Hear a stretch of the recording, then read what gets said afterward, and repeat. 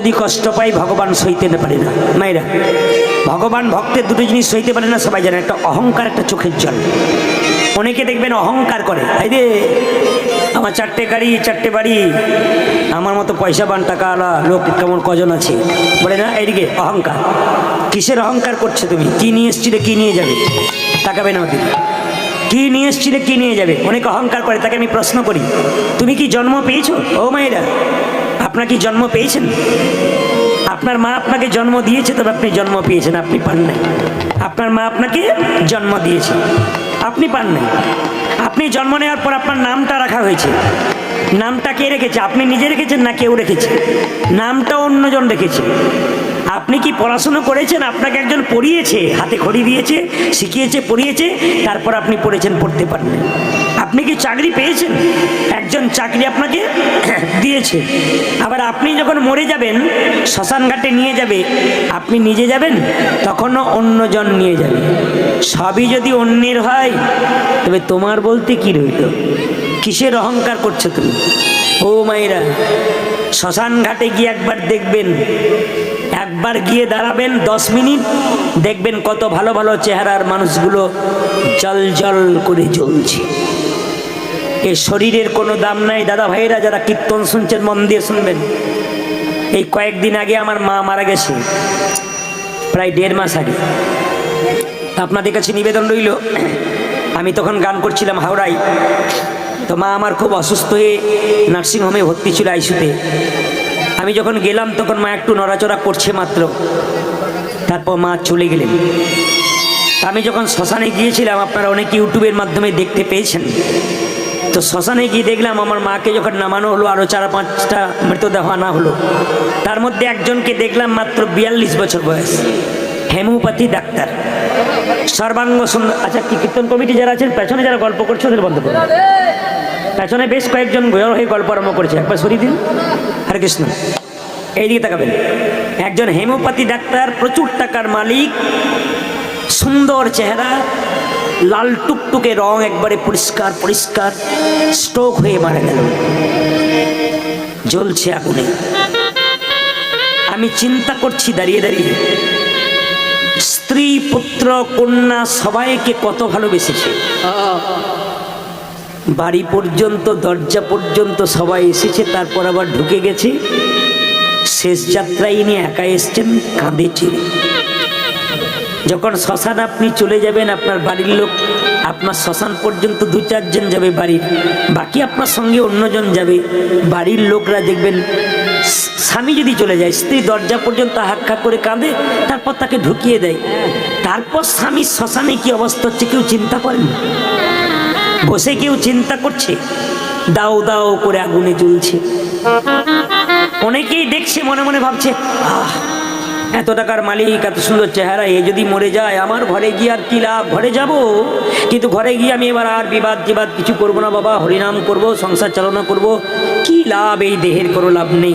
শ্মশান বৈরাগ্য জন্মাচ্ছে। কিন্তু বাড়ি যেই না এলো, স্ত্রী বলল, চুপ করে বসে আছো কেন? ভার লাগছে কেন? আর বলো না, যা দেখে এলাম না, আমার মনে হচ্ছে আর তো সংসারে কোনো লাভ নেই, কোনো দাম নেই, এবার কিন্তু এইভাবে কাটাতে হবে। চুপ করো। তোমার দাদা তোমার জায়গায় 2 হাত ঢুকিয়ে দেওয়াল তুলেছে, কি বললে? শরীরের 1 ফোঁটা রক্ত থাকতে একটু মাটি চাই। মানে বুঝতে পেরেছেন ব্যাপারটা? শ্মশানে গিয়ে বৈরাগ্য হলো, আর আমি কিছু করব না। বাড়িতে গিয়ে শেষ। যেমন কিছু মনে করবেন না, হরে কৃষ্ণ, যেমন কিছু মনে করবেন না, কীর্তন শুনতে আপনারা এসছেন, আমাকে একজন বলছে, দাদা আপনি যে কথাগুলো বলেন না, যদি কেউ ধরতে পারে না, জীবন তার পরিবর্তন হয়ে যায়। কত মাতাল, কত চোর, কত ডাকাত আপনার কথায় রাস্তায় চলে এসেছে, আর ওরা আসবে না? মানে একজন বলে, সবাই আসছে না তো, আসলে তো কাজ হয়ে যায়।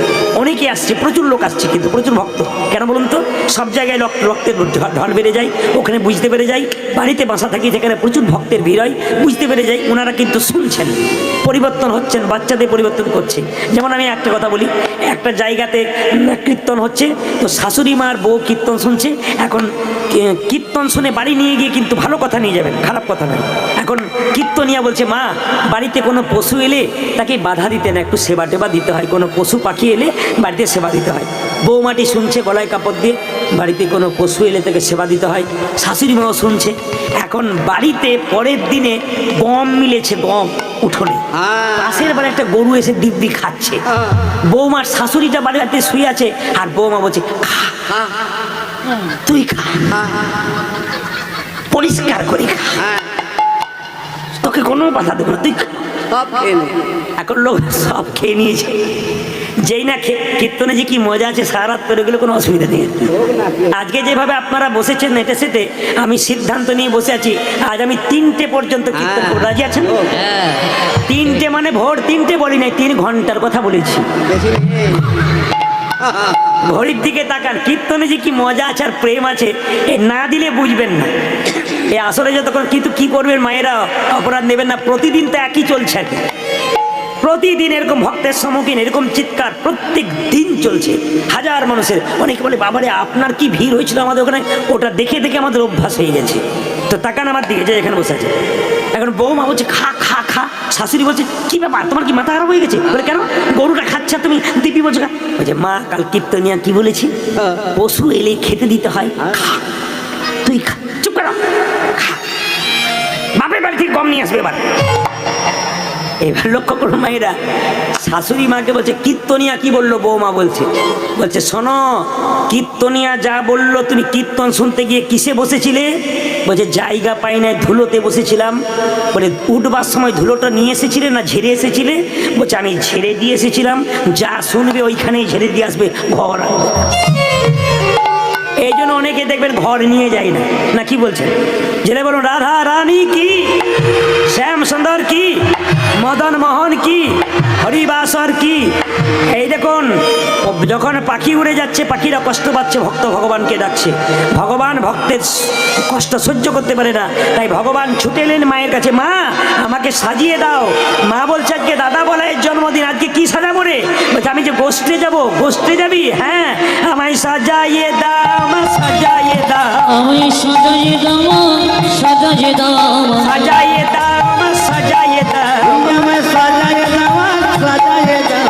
গোষ্ঠে যাবার সময় হলো, সাজাইয়ে দাও, সাজাইয়ে দাও। মাগো আমার গোষ্ঠে যাওয়ার সময় হলো, সাজাইয়ে দাও, সাজাইয়ে দাও।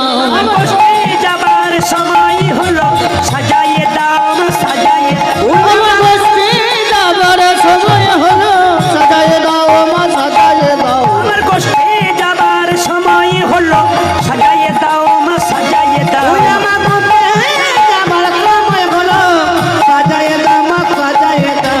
সিদামে সুদামে দাঁড়াইয়ে আছে, সাজাইয়ে দাও, সাজাইয়ে দাও। ওই দেখি সিদামে সুদাম দাঁড়াইয়ে আছে, সাজাইয়ে দাও, সাজাইয়ে দাও। সিদামে সুদামে দাঁড়াইয়ে আছে, সাজাইয়ে দাও, সাজাইয়ে দাও।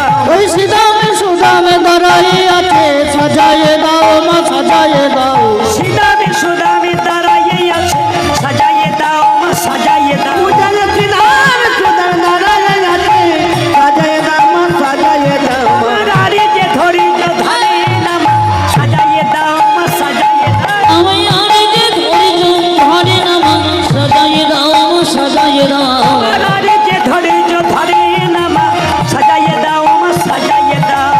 আরে যে ধরে ধরে মামা সাজাইয়ে দাও, মা সাজাইয়ে দাও। মা উঠে যাবার সময় হলো, সাজাইয়ে দাও, সাজাইয়ে দাও। উজালে বুকে যাবার সময় হলো, সাজাইয়ে দাও, মা সাজাইয়ে দাও। আমার উঠে যাবার সময় হলো, সাজাইয়ে দাও, সাজাইয়ে দাও। মাগো আমার গোষ্ঠে যাওয়ার সময় হলো, আমার আরে যে ধরে যে ধরে সাজিয়ে দাও। কষ্টে যাবার সময় হলো, আরে বিলম্ব সাজিয়ে দাও, কষ্টে যাবার সময় মাগো হলো, আরে বিলম্ব সাজিয়ে দাও। সাজাইয়ে দাও, মা সাজাইয়ে দাও। এই দাঁড়া দাঁড়া দাঁড়া দাঁড়া দাঁড়া। মায়েরা, গ্রামে যদি কোনো উৎসব হয়, বাড়িতে কোনো অনুষ্ঠান হয়, ছেলেদেরকে স্কুলে যেতে দেবেন? পরীক্ষা থাকলে যেতে দেবেন, তাছাড়া কি বলবেন আজকে বাড়িতে অনুষ্ঠান, কত লোক কত খাবার খাবে, ভালো ভালো খাবার হবে, কত লোক আসবে, আজকে যাস না অন্য দিন যাবি, মায়েরা বলেন না? কিন্তু কৃষ্ণকে বলছে আজকে দাদা বলাইয়ের জন্মদিন, আজ তুই কোথায় যাবি? মায়েরা, আপনাদের এখানে জন্মদিন পালন হয়, কেক তো কাটা হয়, মোমবাতিও জ্বালা হয়, আবার নেভানো হয়। আচ্ছা, ওটা কোথায় শিখেছিলেন? ওইটাই তো। ওইটা আমি জানতে চাই, কোথায় শিখেছিলেন? একজন বলছে পাশের বাড়ি সব করছে তাই আমরাও করছি। মানে কেন করছি এটা আমরা জানি না। এই দিকে তাকাবেন, এই দিকে তাকাবেন। এই যে কেক কাটার মোমবাতি জ্বালা, ওটা আমাদের নয়, খ্রিস্টানদের বটে। খ্রিস্টানদের জিনিসগুলো ঘরে নিয়ে আসছেন।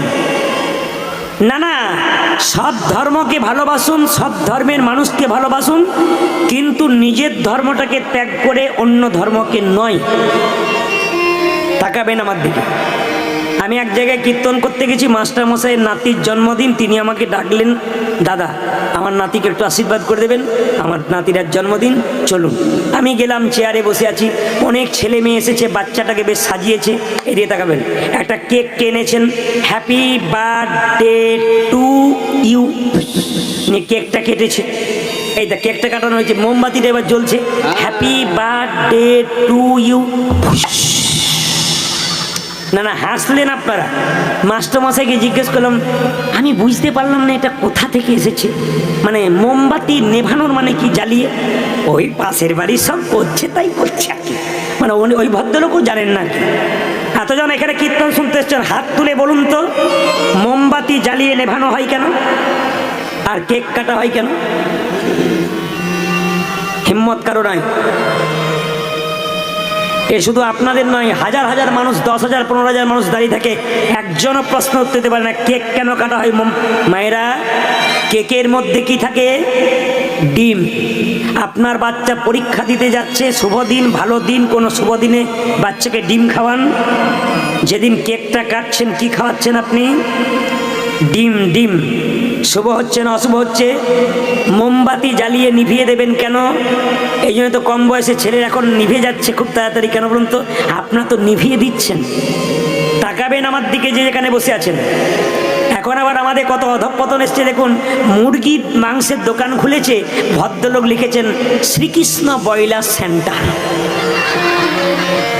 কাটা 230, গোটা 110।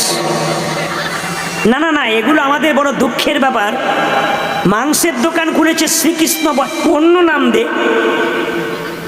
যাক, নারায়ণ পাল মহাশয় এখানে আছেন কমিটির মধ্যে, ওনার জুতোর দোকানের নাম আছে মুক্তা শু হাউস, যাক কারো নাম দিয়ে করেছে। আবার আমাদের দিকে 2-4টা জুতোর দোকান আছে, শ্রী চৈতন্য শু হাউস। চৈতন্য মানে মহাপ্রভুর নামে, জুতোর উপরে চৈতন্য লেখা আছে চটির বাক্সের উপরে, আর ভেতরে জুতো ঢোকানো। ও বেটার জ্ঞান নাই যে আমার চৈতন্যই হলো না। চৈতন্য শু হাউস, উপরে চৈতন্য লেখা, নিচে জুতো। আর আমরাও কত বোকা, দিব্যি আমাদের হেলদেল নাই নিয়ে চলে আসছি, দেখছি না ব্যাপারটা কি লেখা আছে। না, আপনারা করবেন, সব কিছু করবেন, নামটা উপযুক্ত দেবেন, নামে যেন কোনো ব্যাঘাত না হয়। ধূপকাঠির প্যাকেট কিনছেন, তার উপরে রাধাকৃষ্ণের ছবি আঁকা আছে, কিন্তু দেখে নেবেন মায়েরা, ঘরে রাধাকৃষ্ণকে খুব ভালোভাবে পুজো করছেন, ধূপকাঠি শেষ, প্যাকেটটা নর্দমাতে ভাসছে। একদিকে আপনি পুজো করলেন, একদিকে আপনি ত্যাগ করলেন। কি করলেন আপনি?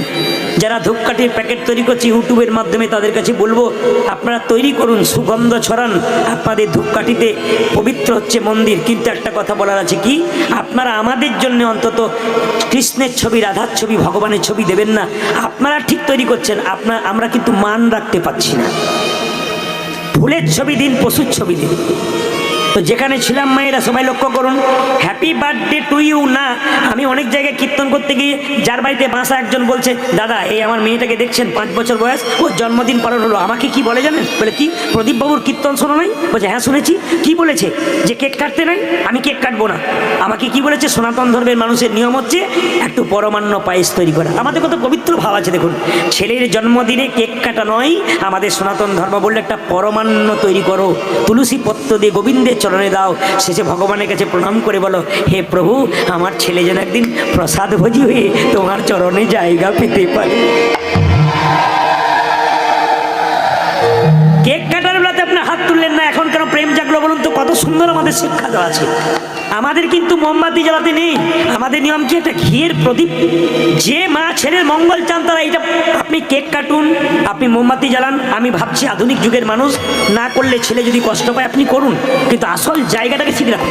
প্রথমে এগুলো করে নিন, পরমান্ন তৈরি করুন, একটা ঘিয়ের প্রদীপ জ্বালিয়ে ভগবানের মন্দিরে গিয়ে ভগবানকে বলুন, প্রভু বলে কি ঘিয়ের প্রদীপ যেমন জল জল করে বহুক্ষণ ধরে জ্বলছে, আমার ছেলের জীবন প্রদীপ যেন দীর্ঘদিন ধরে একই রকম সুন্দর থাকে। এ প্রার্থনা ছেলের জন্য মায়েরা করুন। ওই মেয়েটি বলছে, বাবা এ আমার জন্মদিনে তুমি 500 লোক খাওয়াবে শুনলাম, কিন্তু কোনো আমিষ খাওয়ানো চলবে না, তাহলে আমি থাকবো না। কোনো কেক কাটা যাবে না, তাহলে আমি থাকবো না। কোনো মোমবাতি নেওয়ানো যাবে না, তো আমি থাকবো না। মেয়ের বাবা বলল, আমি বড় আনন্দ পেয়েছি, আমি ব্যবসা নিয়ে মেতে থাকি। মা মেয়েতে কীর্তন শোনে, মা বারবার মেয়েকে চাপ দিয়েছে, মেয়েও আমাকে চাপ দিচ্ছে, জানে বাবা মাংস করবে মাছ করবে। আমি বাদ দিয়ে দিলাম মেয়ের কথাই, পরিপূর্ণ করলাম। মেয়ে আমার আনন্দ পেল, আমি গর্ব করে বলতে পারলাম আমি লক্ষ্মী মেয়ের জন্ম দিয়েছি। আমি একটা এমন মেয়ের জন্ম দিলাম যে মেয়েটা ভবিষ্যতে সনাতন ধর্মকে রক্ষা করার চেষ্টা। সেরকম করুন আপনারা। তো দাদা বলে, জন্মদিন আজ তুই কোথায় যাবি? সাথে নাই আর, মা যশোদা গোপালকে বলে নিয়ে বলছে, সাথে নাই আর 5 নাই রে, তুই রে আমার একলা গোপাল। স্বাধীন পাঁচ নয় রে, তুই যে আমার একলা সাত নাই আর 5 নাই রে, তুই যে আমার একলা গোপাল। আজ 7 নয়ার 5 নয় রে, তুই যে আমার একলা গোপাল। তুই যে আমার মা বলা ধন, তুই যে আমার মা বলা ঘর, তুই যে আমার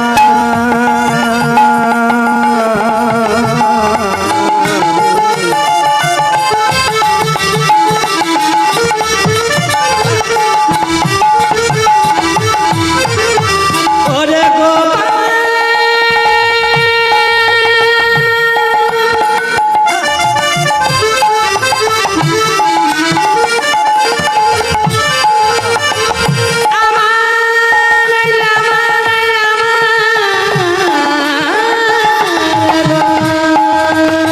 হরি হরি।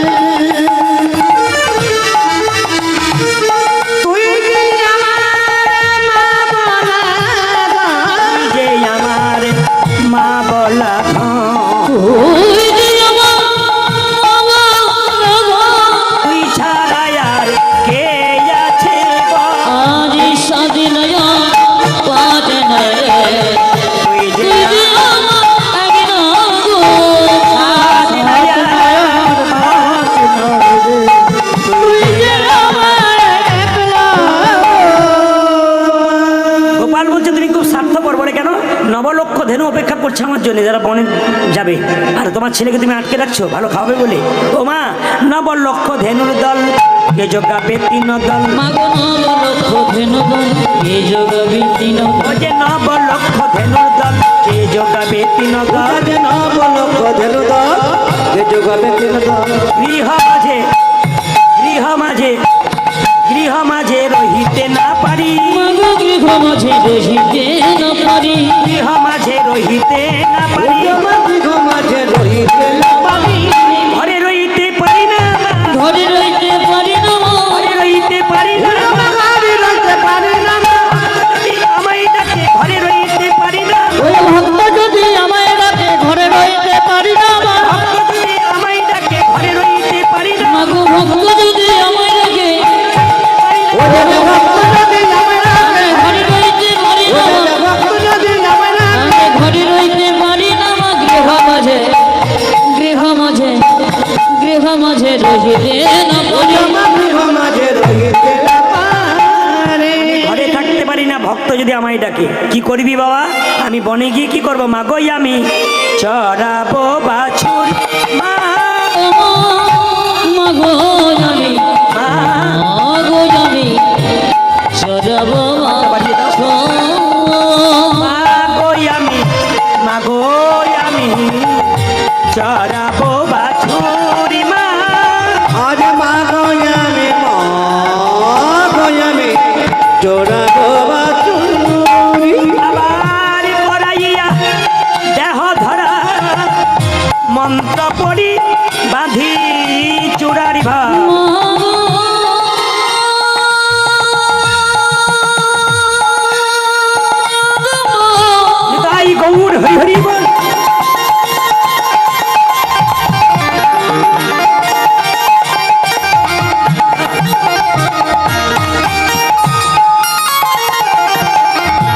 গেমা গেমা আমি সাজালে গেমা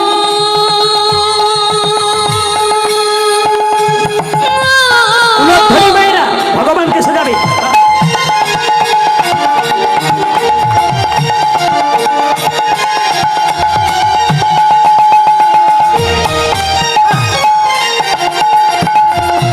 আমার